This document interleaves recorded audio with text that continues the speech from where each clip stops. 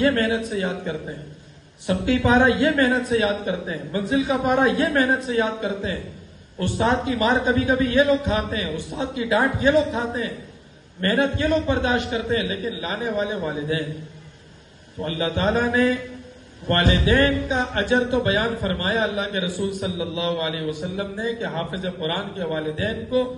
قیامت میں اتنا بڑا تاج پہنایا جائے گا کہ جس کے سامنے سورج کی روشنی بھی ختم ہو جائے گی،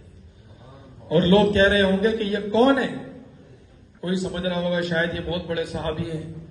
کوئی سمجھ رہا ہوگا شاید یہ بہت بڑے ولی اللہ ہیں،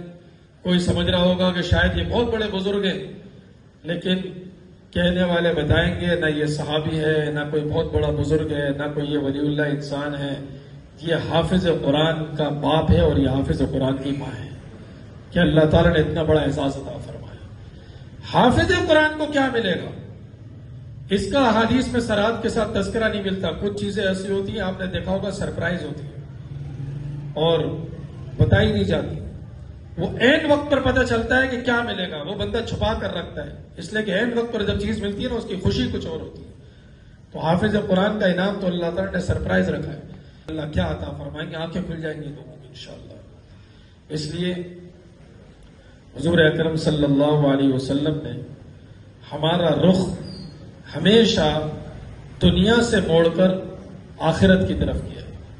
ہمارا رخ ہمیشہ اعمال کی طرف کیا۔ آج آپ بھی اپنا ذہن یہ بنائیں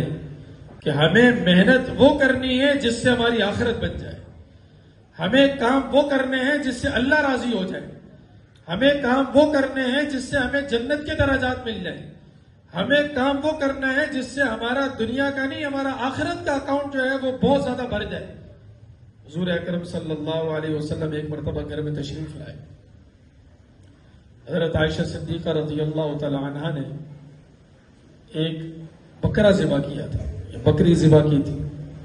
حضرت عائشہ صدیقہ رضی اللہ تعالی عنہا